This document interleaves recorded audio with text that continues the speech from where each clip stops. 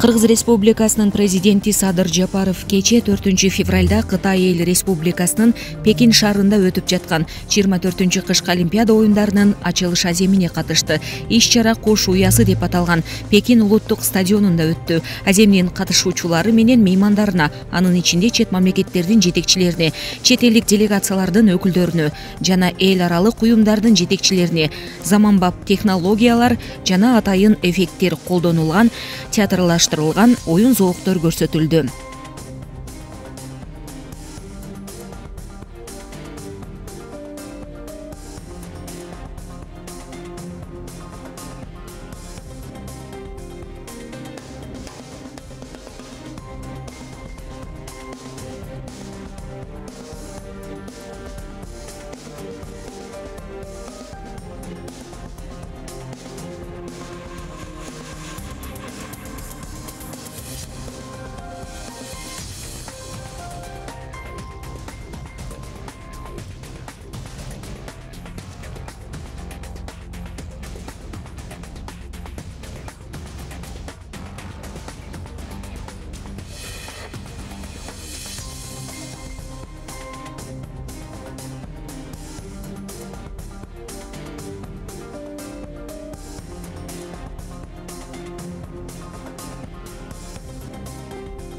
Сокулукта 2 жашар бөбөк кордолуп, кылмышка шектелген 35 жаштагы эркек киши убактылуу кармоочу жайга киргизилди. Бул тууралуу Чүй облустук ички иштер башкармалыгынын маалымат кызматы кабарлады. Билдирмеге караганда 3 февраль күнү саат 21:30 чамасында аймактык ооруканага денесинен ар кандай жаракат алган 2 жашар бөбөк түшкөн. Аталган факт Сокулук райондук ички иштер башкармалыгы тарабынан кылмыш жаза кодексинин 138 беренеси кыйноо боюнча бирдиктүү рейстерге катталып, тиешелүү экспертиза дайындалган. Ыкча миликтөө иштеринин жүрүшүндө милиция аталган кылмышка шектүү катары Сокулук районунун 35 жаштагы тургунун кармап, убактылуу кармоочу жайга киргизгени белгилүү болду. Президент Садыр Жапаров Кытай Эл Республикасынын Пекин шаарына иш сапары менен келди. Иш сапарынын алкагында мамлекет башчы кышкы Олимпиада 2022 оюндарынын ачылыш аземине катышып, Кытай төрагасы Си Цзиньпин менен жолугушат. Жапаров бул иш-чаралардын алдында жергиликтүү медиа корпорациясына эксклюзивдүү маек берип, эки өлкөнүн маанилүү кызматташуу багыттары жана алдыдагы максаттар тууралуу айтып берди. Президент Садыр Жапаров Кытай Эл Республикасынын Пекин шаарына иш сапары менен барды. Мамлекет башчы Кытайдын медиа корпорациясына эксклюзивдүү маек берди. Ал эки өлкөнүн мамилелеринин жакшы нукта өнүгүшүнө, келечегине, бир алкак бир жол демилгелеринин алкагында кызматташтыкка, ошондой эле өзү катыша турган алдыдагы Олимпиада оюндарына даярдыкка баа берди.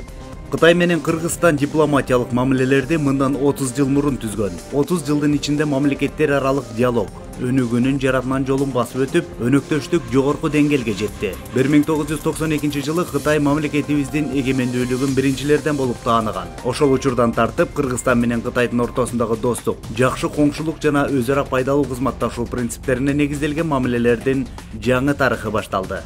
Акыркы 30 жыл ичинде бекем келишимдик укуктук база түзүлдү. Саясий кызматташтык, коопсуздук, соода, экономикалык жана маданий гуманитардык чөйрөлөрдө өз ара аракеттенүүнүн натыйжалуу механизмдери түзүлдү, деди Жапаров.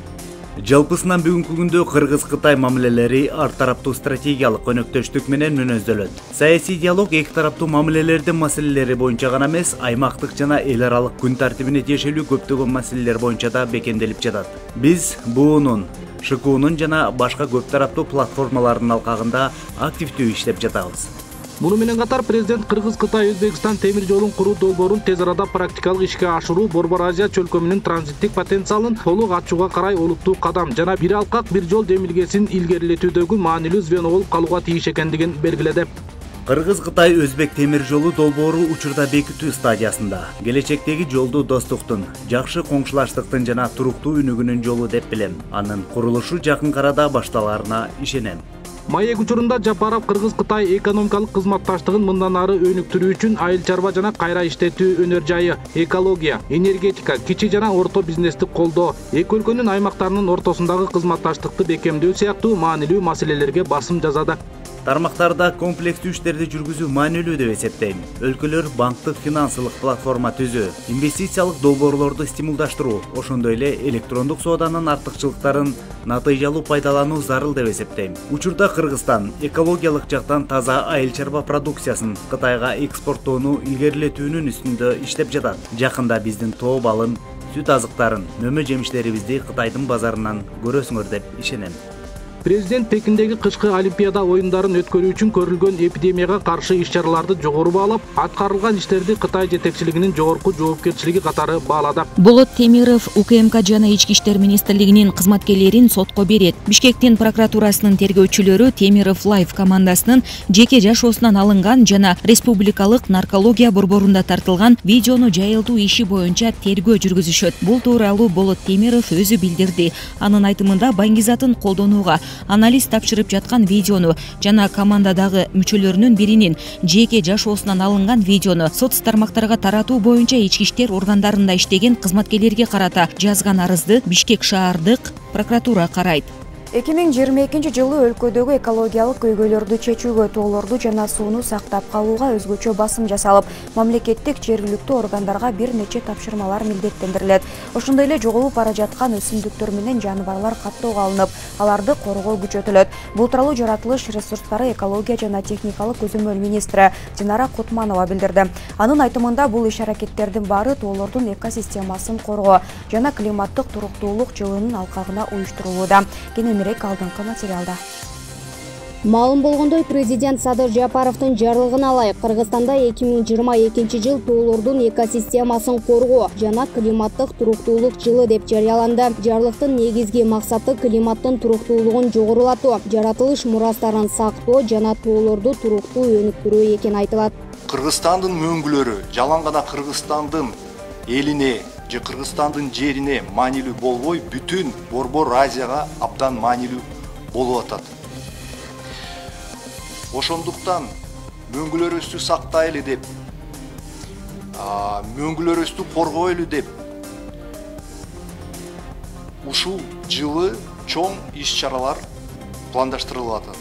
Өткөн жылы Глазго шаарында жана Бириккен Улуттар уюмунун башкы ассамблеясында да президент Садыр Жапаров экологияга байланыштуу бир нече актуалдуу көйгөйлөрдү көтөрүп чыккан. Ошондой эле сессиянын катышуучуларына 2022 жылды тоолорду туруктуу өнүктүрүү эл аралык жылы деп жарыялоону сунуштаган.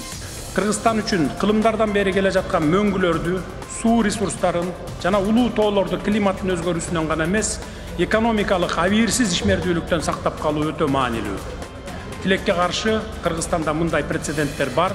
Ошондуктан мен дүйнөлүк коомчулукту мындай бизнес практикасына биргелешип каршы турууга чакырам. Мындан улам жарлыктын негизинде 2022 жылы өлкөдөгү экологиялык көйгөйлөрдү чечүүгө, тоолорду жана сууну сактап калууга өзгөчө басым жасалып, мамлекеттик жергиликтүү органдарга кандай иштерди аткарышы керектиги боюнча милдеттемелер коюлат. Тоолорду сактап калыш үчүн, сууларыбызды сактап калыш үчүн бизге бир кандай бир ушул документ керек болчу. Анткени биздин бүт жарандар ушу сезиш керек да, өздөрү кандай салым кошот, кайсы биздин мамлекеттик органдар салым кошот, биздин жанагы жергиликтүү органдар кандай салым кошот, ошонун баарын биргелештирип, бир ушу указдын негизинде кандай бир ошо демилге кылып туруп, ошондой иш жүргүзүш керек да, ошо 22 жылы.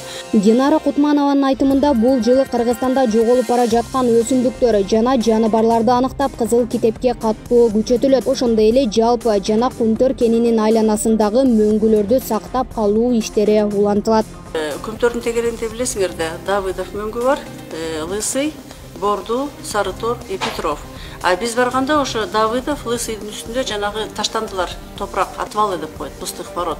Ошолорду баарын үйүп салышыптыр. Үйүп салып 120 метрге чейин эметип төгөрүшкөн. Анан Амек деген компания келип 14-жылы жок төкөнгө болбойт. Бул мындай бир жапайлык бир кандай бир элегалдык практикага да бул туура келбейт деп жазып кеткенде, дагы 15-жыл келгенде экинчи жолу келип жазгандан кийин анан ошол кезде центр токтотот. Азыр ошо экологический отдел проектирование дегендер азыр проект түзүп атышат, анан изилдөө жүргүзүп, жанагы геологдорду чакырып келишти чет өлкөдөн азыр геологдор иштеп атат. Мындан тышкары өлкөнүн айрым аймактарында, өзгөчө Бишкек шаарында абанын булганычы жогору болгондуктан ыштан арылуу үчүн ири пландар түзүлүп жатканы кошумчаланды. иш кылып мына 5 тармак жактан иштеп атабыз. Ошол эле учурда Бишкекте жана электромобилди, могу золотой квадрат деп атпайбызбы, ошо центрге хотя бы электромобиль. Мына Лондондо билесиңер, а жерде көмүр жагылчу, Англияда көмүр көп жагылат да. Эң негизги баягы мурдакы кылымда Лондон самый грязный город был. Смог ошол жактан башталган. Вот там туман эме болуп туруп, анан постоянно ошондой завеса болчу. Бирок азыркы күндө барганда Лондонда таптаза аба. А жерде целый институт ачылган, таза аба деген. Институт чистого воздуха, атмосферного воздуха. Алар ачып канча элимпоздорду эметип, анан азыркы күндө Лондон таза. И бир эле маселеси кандай чечишиптир. Центрда только такси жүрөт, частный машина жүрбөйт.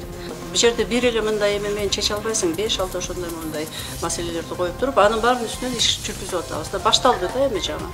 Маалыматка ылайык, министрлер кабинети 2022 жылдын 1-мартына чейин тоолордун экосистемасын коргоо жана климаттык туруктуулук жылын өткөрүү боюнча жол картасын иштеп чыгат. Документти даярдоого илимпоздор, эл аралык эксперттер катышары айтылууда. Гүлдана Момунова, Калыс Өмүралиев, Регион телеканалы, Бишкек шаары.